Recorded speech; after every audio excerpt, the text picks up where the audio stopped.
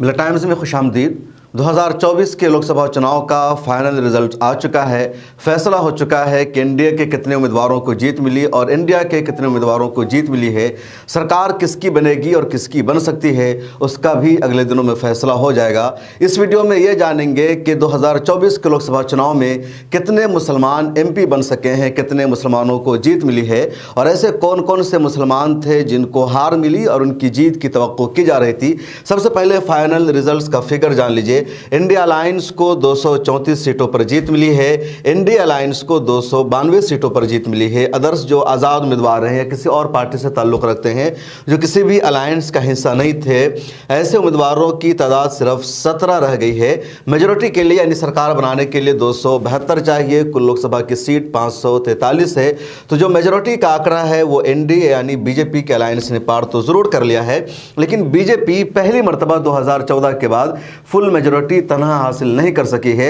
इससे पहले 2014 के चुनाव में अकेले बीजेपी को 282 सीटों पर जीत मिली थी और किसी के सपोर्ट के बगैर भी बीजेपी सरकार बना सकती थी। 272 का आंकड़ा पार कर लिया था।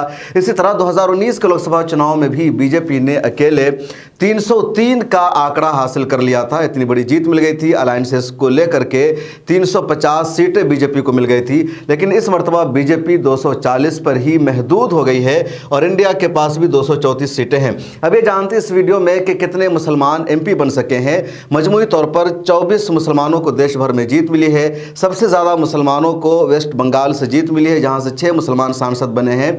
उसके बाद दूसरे नंबर पर उत्तर प्रदेश है, जहाँ के 5 मुसलमान सांसद बन सके हैं। तीसरे नंबर पर केरल है, जहाँ के 3 मुसलमान एमपी बन सके हैं। उसके बाद बिहार है, जहाँ से सिर्फ 2 मुसलमानों को जीत मिली है। आइए मैं बताता हूँ कि कहाँ से कौन है और उनकी तस्वीरें आपको दिखा रहा हूँ। ये इकरा हसन चौधरी है, कैराना लोकसभा सीट से इनको जीत मिली है और बीजेपी उम्मीदवार को इन्होंने 72,000 वोटों से हराया है। इनके बाद ये दूसरा नाम इमरान मसूद का है, कांग्रेस के सीनियर रहनुमाओं में से एक है। कई मरतबा इन्होंने कांग्रेस को छोड़ा, आखिर में फिर कांग्रेस ज्वाइन किया और इनको भी 60,000 वोटों से तकरीबन बीजेपी उम्मीदवार के खिलाफ ही सहारनपुर लोकसभा सीट से जीत मिली है। इमरान मसूद का पुराना सियासी बैकग्राउंड है। इनके चचा काजी रशीद मसूद बहुत मशहूर थे और उत्तर प्रदेश में उनका अपना सियासी असर और रसूख था।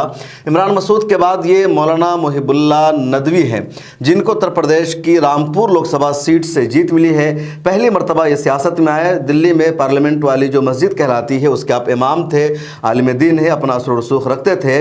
पहली मरतबा इन्होंने समाजवादी पार्टी को ज्वाइन किया, पार्टी ने इनको टिकट दिया और चुनाव जीतने में कामयाब रहे। मौलाना मुहिबुल्ला नदवी के बाद ये हैं ज़ियाउर रहमान बर्क। शफीकुर रहमान बर्क साहब के पोते हैं। हाल ही में शफीकुर रहमान बर्क साहब का इंतकाल हो गया 95 साल की उम्र में। संभल लोकसभा सीट से इनको टिकट दिया समाजवादी पार्टी ने और इन्होंने अपने दादा के ख्वाब को शर्मिंदा ताबीर किया, जीत हासिल की। इनके वालिद मौलाना है और वो सियासत में एक्टिव नहीं है। ज़ियाउर रहमान बर्क ने जीत हासिल की है और बहुत कम उम्र के नौजवान हैं। ज़ियाउर रहमान बर्क के बाद ये 5वां नाम है उत्तर प्रदेश से अफजाल अंसारी का। गाज़ीपुर लोकसभा सीट से इनको जीत मिली है। गाज़ीपुर में मुसलमानों का वोट सिर्फ 9% है, लेकिन वहाँ इनको हर समाज का वोट मिलता है। 2019 में भी अफजाल अंसारी को जीत मिली थी और 2024 में भी लगातार इन्होंने दूसरी मरतबा जीत हासिल की है। अब आइए बंगाल चलते हैं। वेस्ट बंगाल में 6 मुसलमानों को जीत मिली है और उसमें पहला नाम है यूसुफ पठान का। इन्होंने टीएमसी के टिकट पर बहरामपुर लोकसभा सीट से जीत हासिल की है। इसके बाद नाम है खलीलुर रहमान का। इन्होंने भी टीएमसी के टिकट पर जंगीपुरा लोकसभा सीट से जीत हासिल की है। ये साजिदा अहमद है, टीएमसी के सीनियर नेता सुल्तान अहमद की बीवी हैं। इन्होंने भी किलोबेरिया लोकसभा सीट से टीएमसी के टिकट पर जीत हासिल की है। 2019 में भी इनको जीत मिली थी, तो लगातार दूसरी जीत इन्होंने हासिल की है। इनके बाद ये अबू ताहिर है, जिन्होंने मुर्शिदाबाद से टीएमसी के टिकट पर जीत हासिल की है। पिछले चुनाव में भी इनको जीत मिली थी। ये इसके नूरुल इस्लाम है, बंगाल की बशीरहाट लोकसभा सीट से इनको जीत मिली है। ये भी टीएमसी के नुमाइंदे थे। इसके बाद एक और नाम है शान चौधरी का। ये कांग्रेस के सीनियर रहनुमाओं में से एक है वेस्ट बंगाल में और साउथ मालदा सीट से इनको जीत मिली है। कांग्रेस के पूरे बंगाल में ये इकलौते नुमाइंदे थे जिनको जीत मिली और वो सीट इन्होंने ही हासिल की है। वेस्ट बंगाल के बाद कश्मीर चलते हैं। कश्मीर में भी 3 मुसलमानों को जीत मिली है और वहाँ मुसलमानों की ही जीत होनी थी। उसमें से एक नाम है मीर अस्साफ़ी का, इनको जीत मिली है नेशनल कॉन्फ्रेंस के टिकट पर। उसके बाद ये दूसरा नाम है शेख अब्दुल रशीद का, इनको भी नेशनल कॉन्फ्रेंस के टिकट पर जीत मिली है। उसके बाद कश्मीर से एक और नाम है सैयद आगा रूहुल्लाह का, इनको भी श्रीनगर की सीट से जीत मिली है और इन्होंने हराया है उमर अब्दुल्ला को, जो एक ऐतिहासिक जीत इनकी मानी जाएगी। उसके बाद बिहार चलते हैं और बिहार में 2 मुसलमानों को जीत मिली है और 2 में से एक किशनगंज से कांग्रेस के जीतने वाले डॉक्टर मोहम्मद जावेद है, इन्होंने मास्टर मुजाहिद आलम को हराया और इनकी ही सीट पर तीसरे नंबर पर रह गए अख्तरुल इमान, वो चुनाव नहीं जीत सके। इनके बाद ये तारिक अनवर है, जिनको कटिहार लोकसभा सीट से कांग्रेस के टिकट पर जीत मिली है। तारिक अनवर कटिहार से कई मरतबा जीत चुके हैं, लेकिन 2014 और 19 का चुनाव हार गए थे। एक मरतबा फिर अपनी सीट ये जीतने में वहाँ से कामयाब रहे।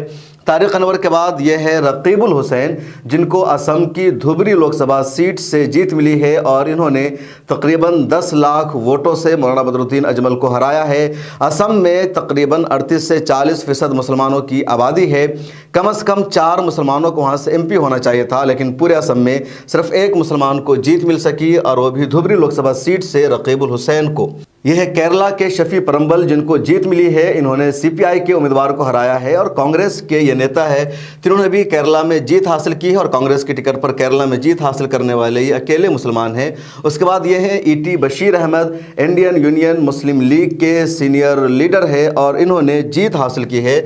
उसके बाद ये हैं डॉक्टर अब्दुल समद पुनानी, इनको भी जीत मिली है। यह है मोहम्मद हनीफ, जिनको लद्दाख लोकसभा सीट से जीत मिली है और इनको आज़ाद उम्मीदवार के तौर पर जीत मिली है। अब ये किसके साथ जाएंगे फैसला इनका होगा, लेकिन लद्दाख में जम्मू एंड कश्मीर और लद्दाख को 2 हिस्सों में बांटने के बाद पहली मरतबा चुनाव हुआ लोकसभा का और उसमें इन्होंने आज़ाद उम्मीदवार के तौर पर जीत हासिल की है।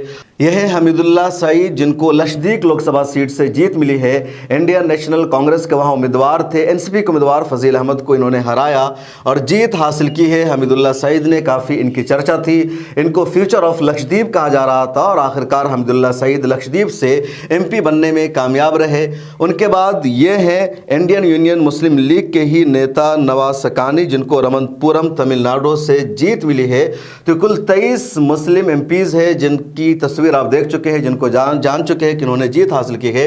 और इसके बाद एक तस्वीर जो रह जाती है वो है बैरिस्टर असदुद्दीन ओवैसी की, जिनको हैदराबाद लोकसभा सीट से जीत मिली है।